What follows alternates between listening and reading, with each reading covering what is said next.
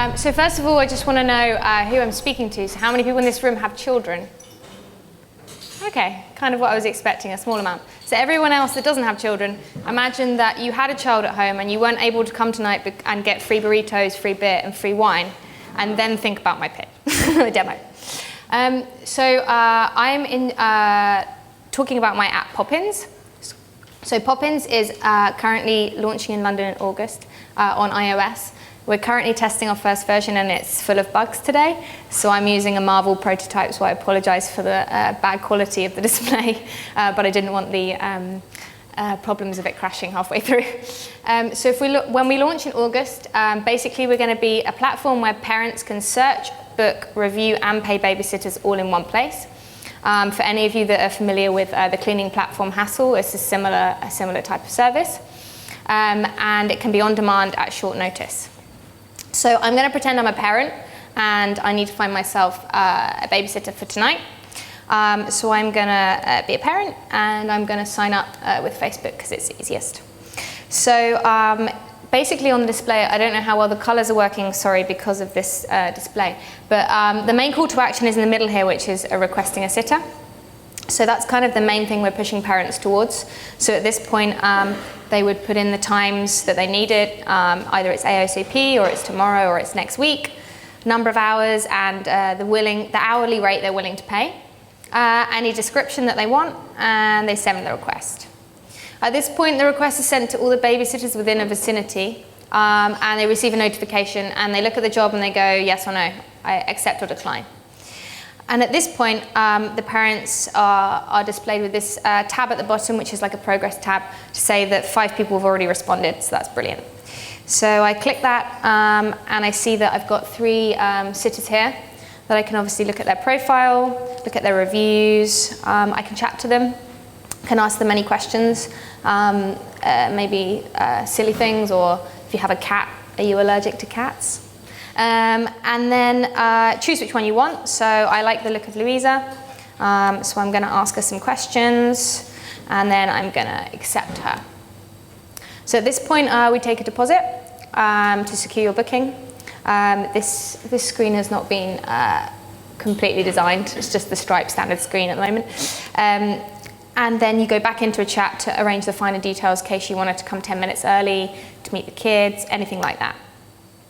And then basically the sitter will turn up and there's an active sit screen. So while the job is in progress, you see this booking in progress button. So if the job is due to start at 7, the app kind of reverts to this screen at 7 o'clock.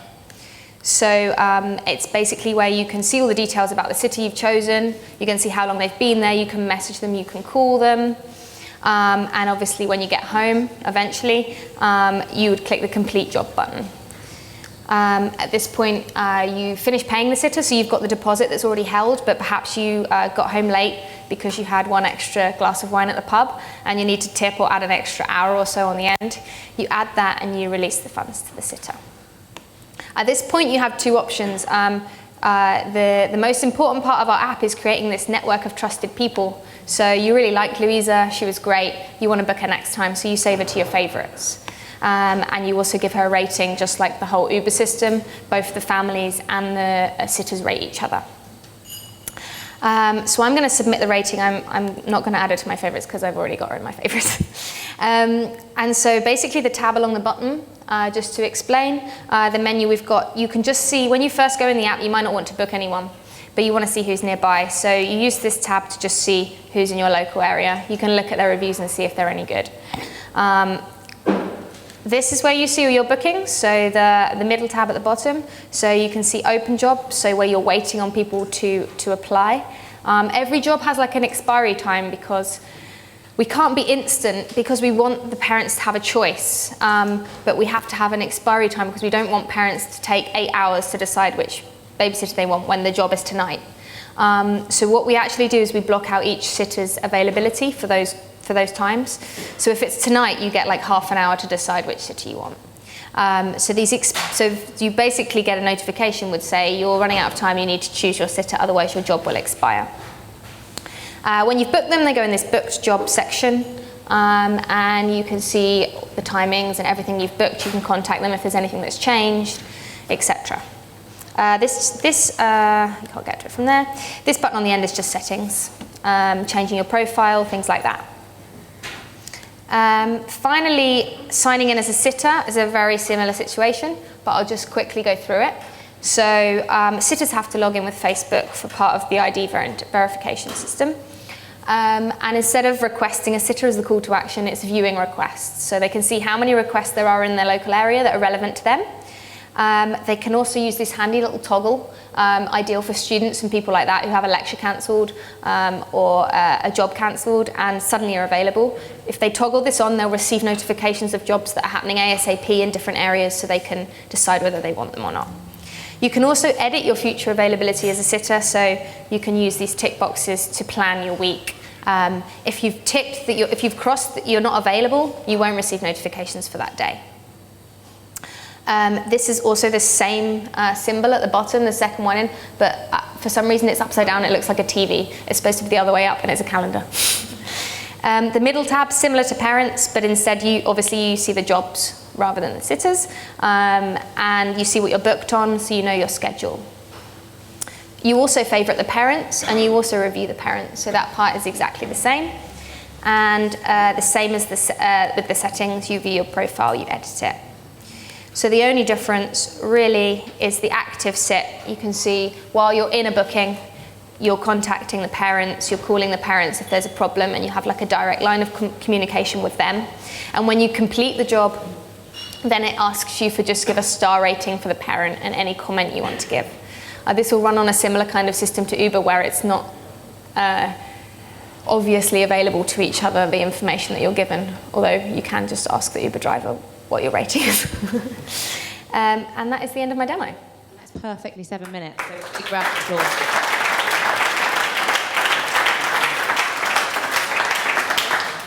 Any specific questions or feedback that you're looking for? Not at the moment. Okay, so general feedback. Who am I coming at? Oh, look at this. Oh, they all want to ask questions. I'm going to start with you. And then you can share it. I think it's a really good app. I like the fact you use Uber as a business model, because I think a lot of their things like the ratings are really, really good. My question is about security. So how do you ensure that the babysitter is fit for children, like a DPS check, or if they can't afford that? How does that work? So because it's not a pitch and demo, I didn't go through the whole background of everything. But I actually used to run a childcare agency, and everyone, it's like Uber in the sense that everyone that is allowed on the platform is already checked. So no sitter is allowed on the platform that hasn't gone through every single step that you go through to register with a nanny agency. So an interview, 3 references, ID, police check, everything. So is that on top of Facebook? So your Facebook exactly. Login, Yeah. you go through those steps. Yeah. So it's this, every check we can possibly do are done on these sitters, and they're only allowed on the platform. They're only allowed to click this button when they've already completed those steps. Yeah, thanks. It's really fantastic, and I think it's a great proposition as well. My question was about the pricing. So obviously the parents can choose what price point they want to set it at, and it would just be very interesting to hear from you, like where you think roughly like the price points would be, given that in some ways there are barriers to entry if you have to go through a background check to get onto the system. So you might not be able to reach as many sitters that way. And also, like, you know, in terms of the demographics, the parents you're targeting and so on, do you think that generally, you know, this is a really fantastic way of undercutting the fact that childcare costs in London, for instance, are astronomical, and there'd definitely be demand for this? Or do you think the price points might be quite high, just based on the type of people using this app? Sure. I would say what we're trying to do is we're trying to make it available to everybody. We're trying not to lower the market price. There will be a limit on what a parent can put, so it won't be below minimum wage.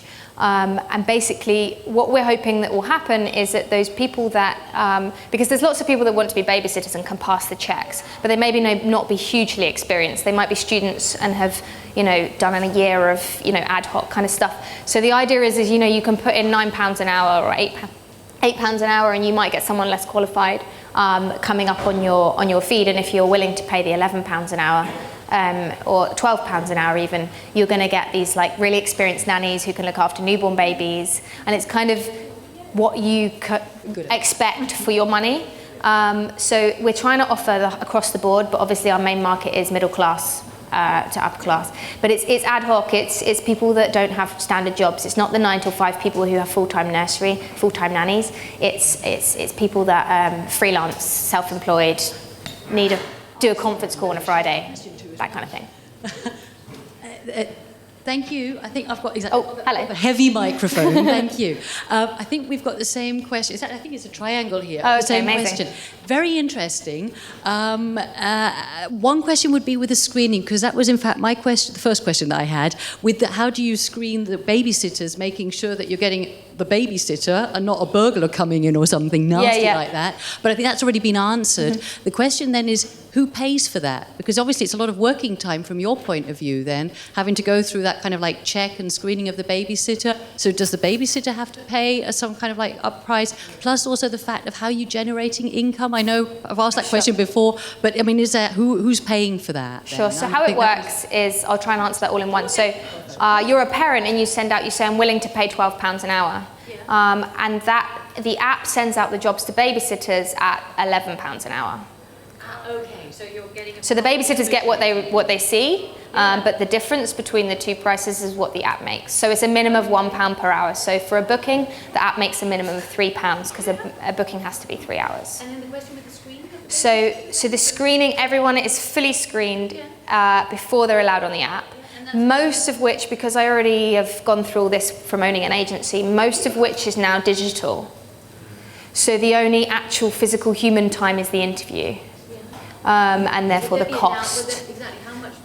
So to register a babysitter, if you're talking a half an hour interview at someone earning £10 an hour, so say £5, to register a babysitter. So they've got to complete at least one job for 3 hours to make that, to break even.